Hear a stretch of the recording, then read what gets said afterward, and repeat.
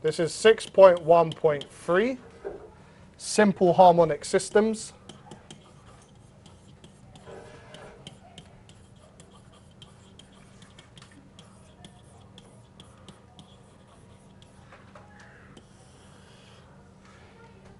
Right, for a system to be simple harmonic, it has to meet these conditions.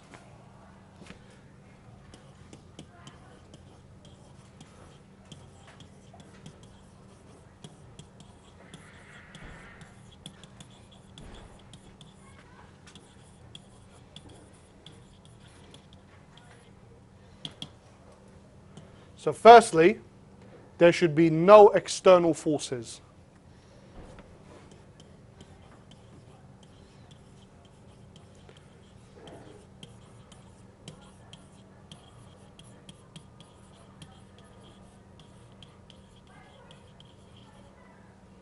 And secondly, the total energy of the oscillator should remain constant.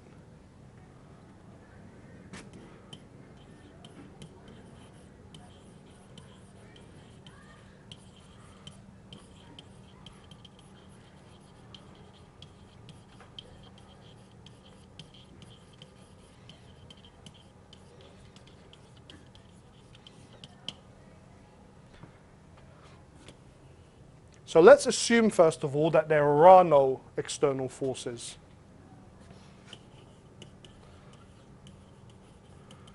So assuming no external forces,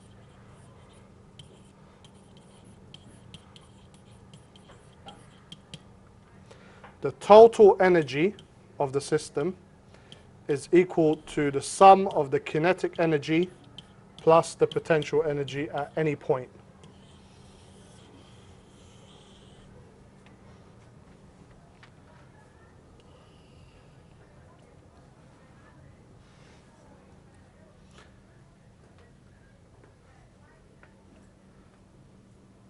So first of all, let's make an expression for the total energy. Then we'll make an expression for the kinetic energy. And then finally, we'll make an expression for the potential energy.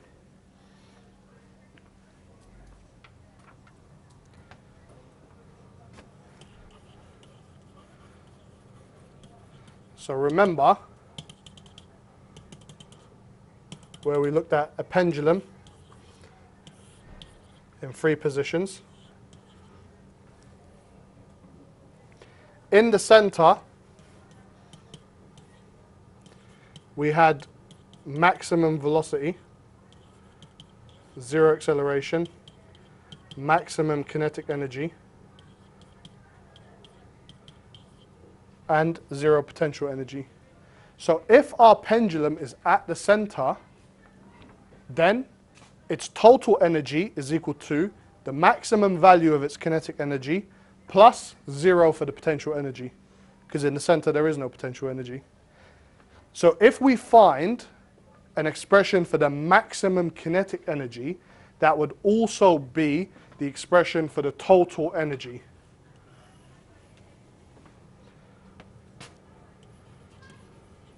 So when EK is max, EK equals to E total. Therefore, E total is equal to a half mv squared, but it's the maximum velocity, so it's v naught squared. If we go back to last lesson, you remember that v naught was equal to plus or minus a omega,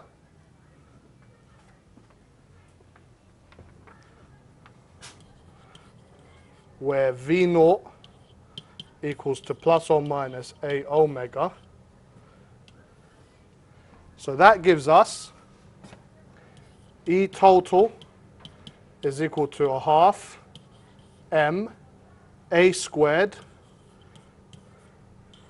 omega squared.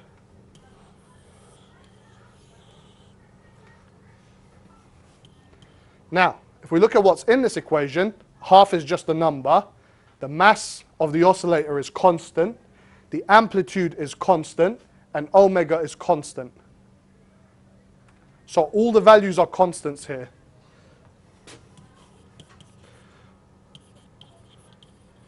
All values are constant. Therefore, E total is constant. So next, we want to find EK. EK equals to a half mv squared,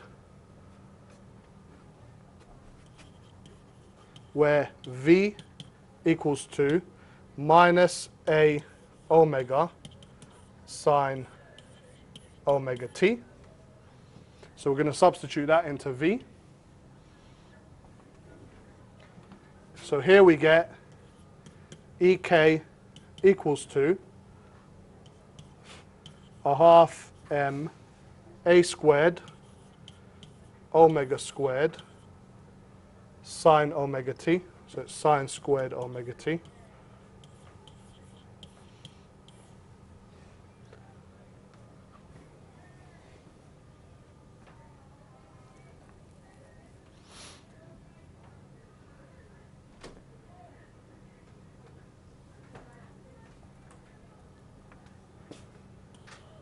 Put a box around that.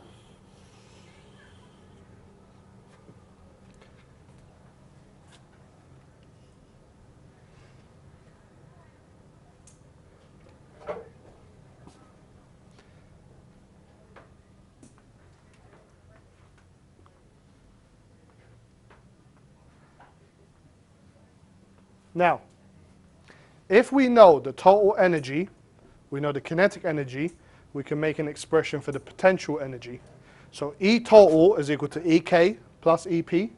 So EP is equal to E total minus EK. So if we know E total and EK, we can find EP.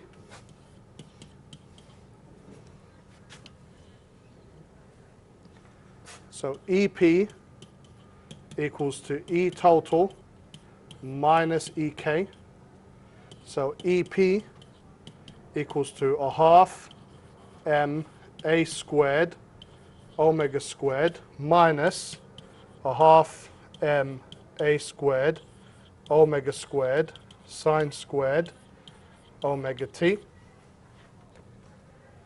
That can then be factorized. So EP equals to a half m a squared omega squared, and that becomes 1 minus sine squared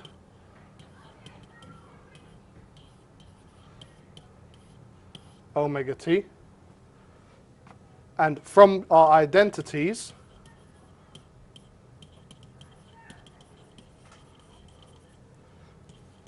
sine squared theta plus cos squared theta equals to 1. Therefore, 1 minus sine squared theta is equal to cos squared theta. So we can replace that with cos squared theta. So EP equals to a half m a squared omega squared cos squared omega t.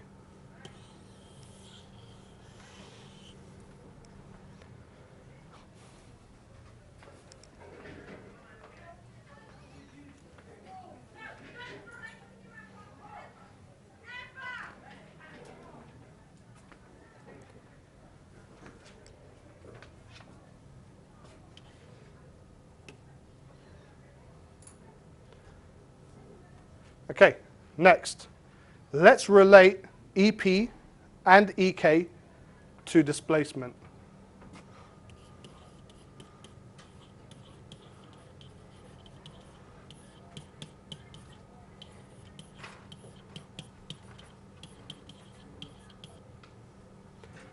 We'll start with EP. Because if we look at the equation, we can see a squared cos squared. X is equal to a cos omega t. So we've got a squared cos squared omega t, that's just x squared.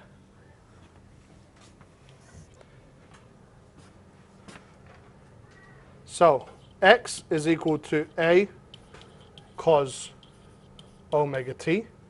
So x squared is equal to a squared cos squared omega t. So that means that EP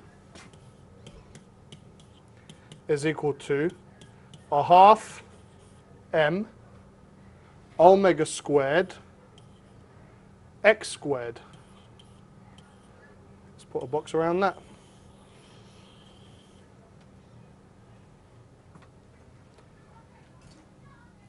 If we know that, then we also know what EK is, because we take the E total is equal to EK plus EP. We rearrange it to EK equals to E total minus EP.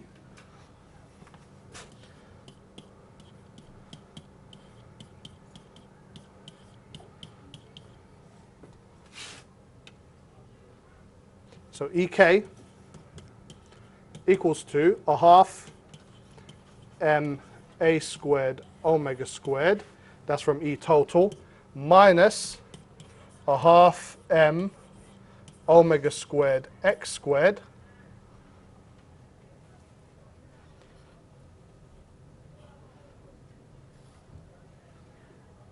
we can factorize this if we like, but I'm going to leave it as it is.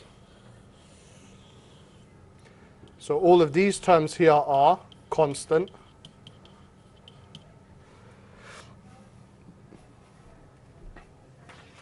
Now we can plot a graph that compares EK and EP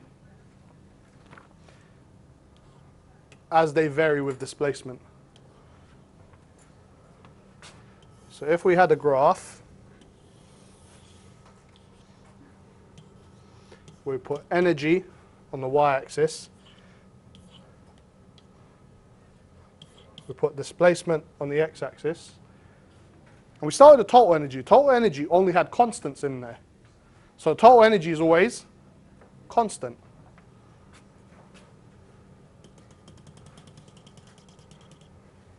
So this is our total energy.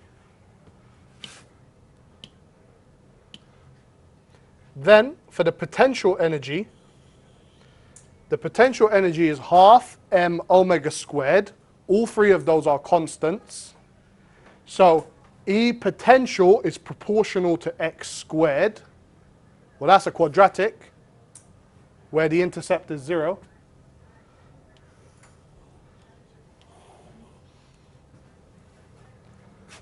So our potential energy looks like this. There's EP. And then these extra bits on the end, we can get rid of those.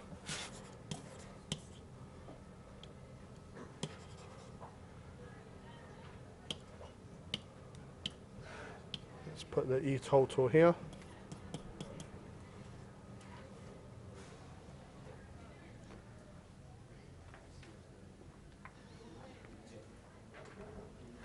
And then EK is just equal to this quadratic. But this quadratic is a negative quadratic. It's a negative quadratic with the same coefficient on x squared. So it's going to have the same behavior as the potential energy, but opposite. However, it's also got an intercept, and its intercept is equal to the total energy. So it's going to intercept the y-axis at the same level or the same value as the total energy, and it's going to be a sad face quadratic. So our kinetic energy should look like this. And I haven't quite made it cross there together, but those lines should be intersecting. And we'll label that as kinetic energy. Then, on the x-axis, this value And this value is the amplitude and the negative amplitude.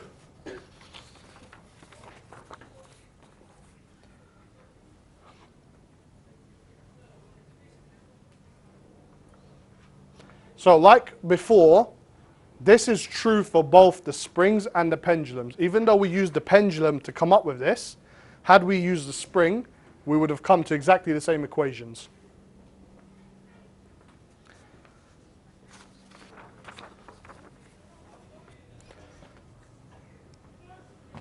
Right, let's start a new page.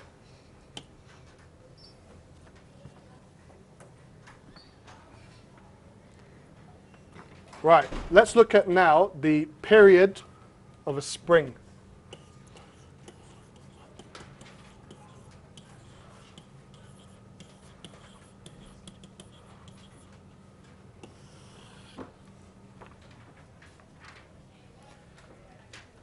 So let's consider the maximum potential energy that's stored in a spring.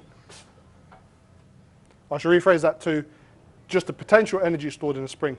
So as a spring oscillates, it stretches and compresses.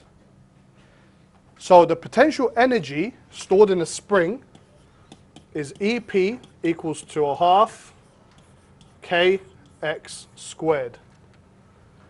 But we also know from the previous page that the potential energy of a simple harmonic oscillator is a half m omega squared x squared. Let's equate these two together.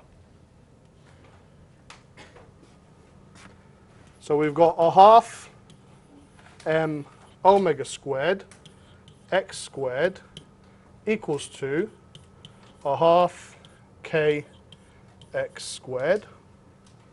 So first the halves will cancel out, the x squareds will cancel out, and then I'm going to move m to the other side.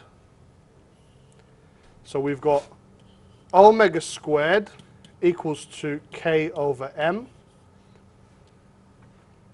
Omega squared is equal to 2 pi over t.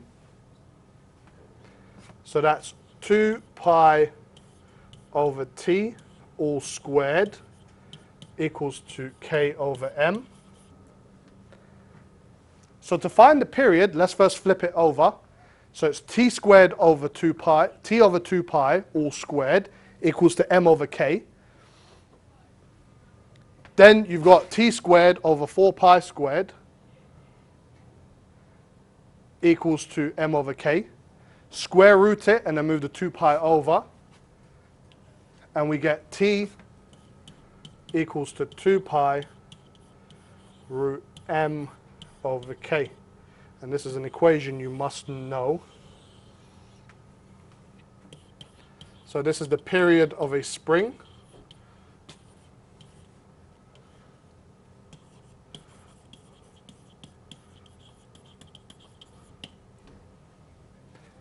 Now, we look at this equation and we notice something that we might not have expected. The period does not depend on g at all. And that means that the period of a mass spring does not depend on gravity and does not depend on where you put that system or how you orient that system. Whether that system is on the Earth or on the moon, it has the same period. Whether that system is oriented vertically or horizontally, it has the same period.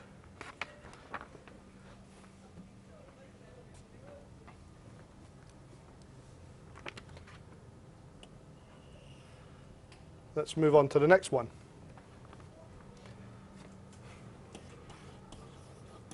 We'll do the period of a simple pendulum.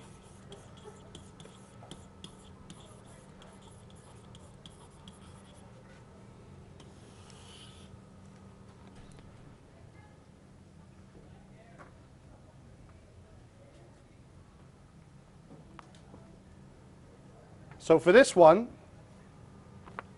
let's imagine a pendulum in its 3 possible locations.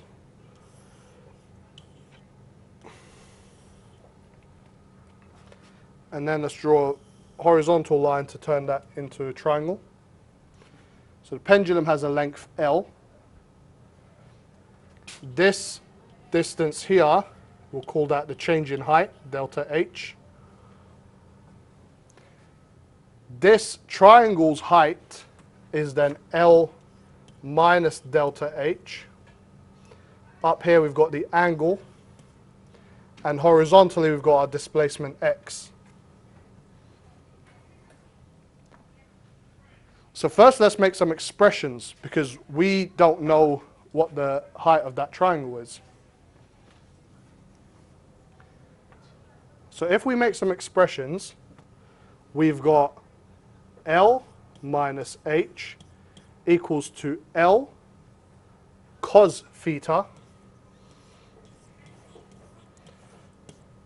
and we've got X is equal to L sine theta.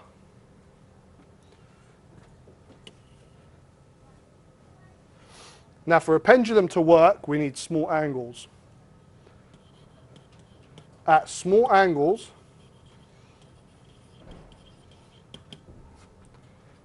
sine theta is approximately equal to theta, and cos theta is approximately equal to 1 minus a half theta squared.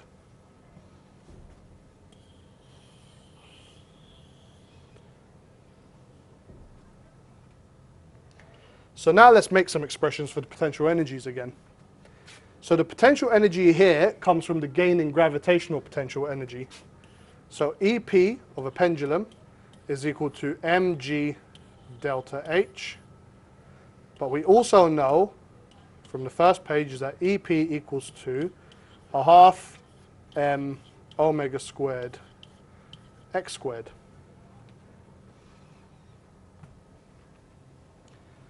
So on the side here, let's make some more expressions. So what I'm going to do is I'm going to take both of these expressions at the top, and I'm going to replace them with their small angle approximations. So if we've got x equals to L sine theta,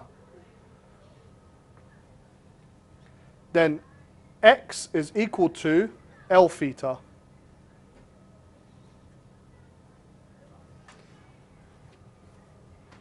So x equals to L theta. If we've got L minus H equals to L cos theta, we replace cos theta with its small angle approximation. So L minus H equals to L times 1 minus a half theta squared. And then we can rearrange this to get H. So H is equal to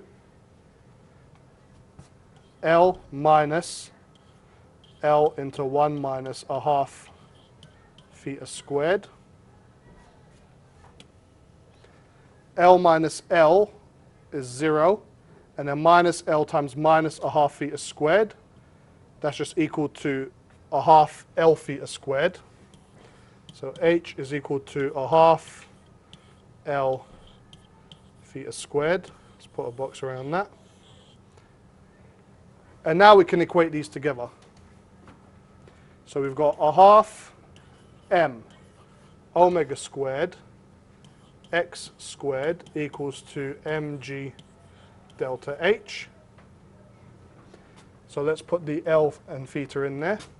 So we've got a half m omega squared, L theta all squared. So it's L squared theta squared equals to mg times by delta H, which is a half L theta squared.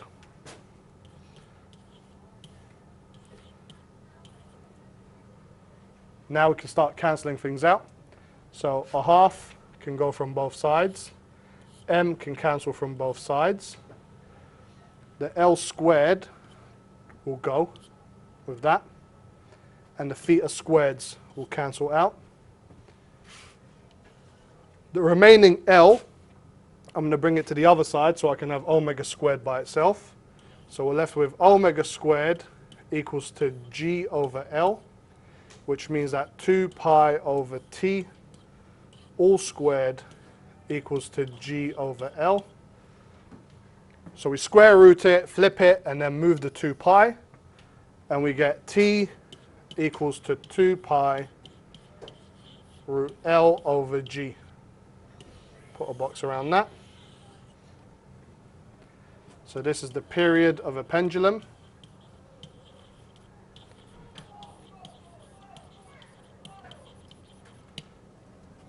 And the significance of this is that G does come up here. So for a pendulum, it does depend on where it is. If it's on the moon, value of G is different. However, mass does not come up in this equation. So for the period of a pendulum, it does not depend on the mass of the pendulum.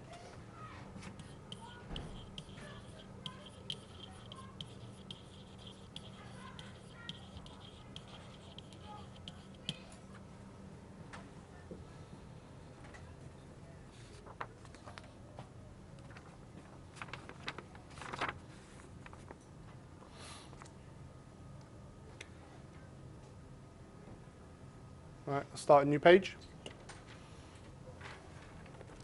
Finally, we're going to talk about damping.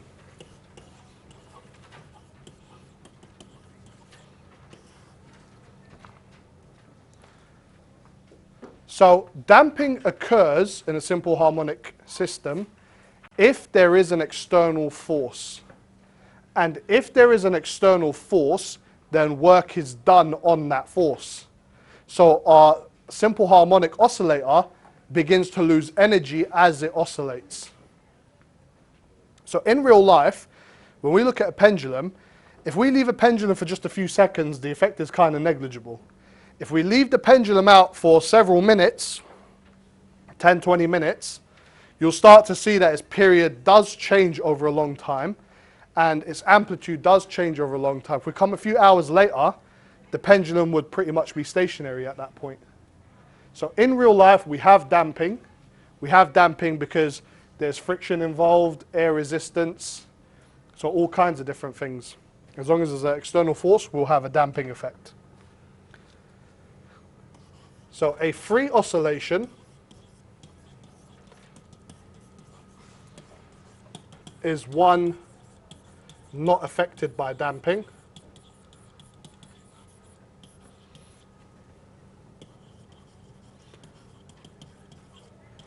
And the system oscillates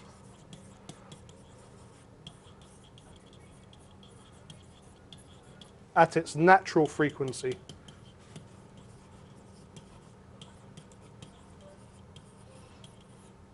Which is F0. When we have damping, the damping effect tries to stop the oscillations. So damping, which is caused by external forces,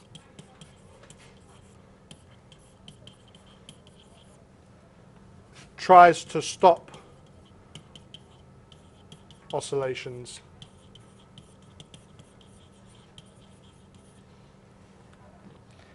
And it does this in two ways. Number one, it reduces the amplitude.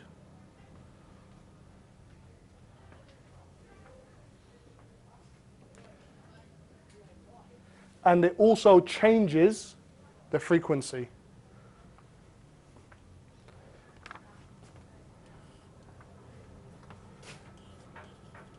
So it causes a change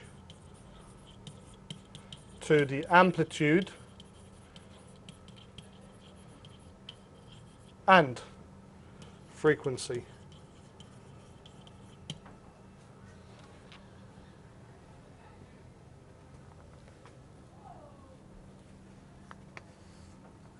So damping force is always in the opposite direction to velocity.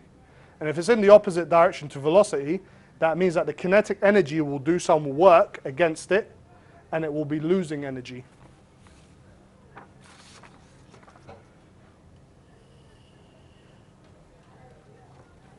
So we're going to look at 3 different systems and how they behave.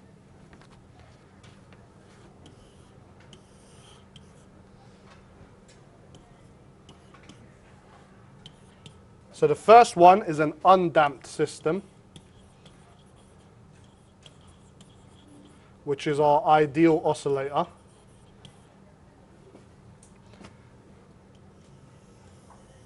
And we get a regular cosine graph.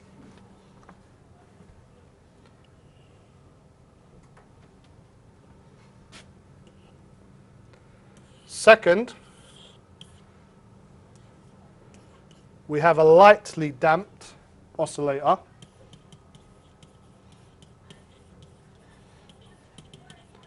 which is most systems in real life.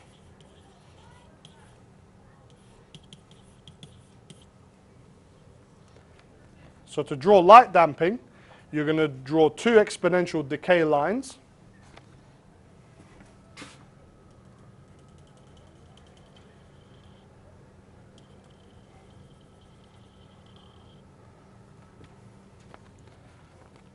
And then you're going to draw your oscillations limited by those 2 lines.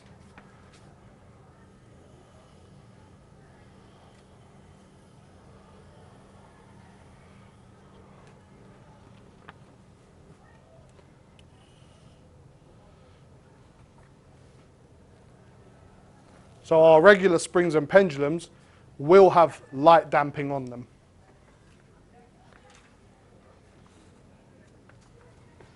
And then finally we've got critical damping.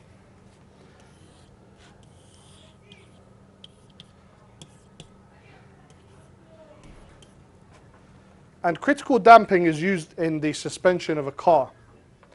So a car suspension, in its most basic form, would simply be a spring. But now let's imagine if we were driving in a car where its suspension was simply just a spring, and we drove over a hump, the car would start bouncing. And it would keep bouncing as you kept driving. And it would keep bouncing. But in real life, what happens is the car might bounce once. So it might do an oscillation or half an oscillation even. And then it will stop bouncing. And that's because the car's suspension also has a piston. And when the piston compresses, it tries to oppose the velocity of that oscillation, and it causes critical damping to happen.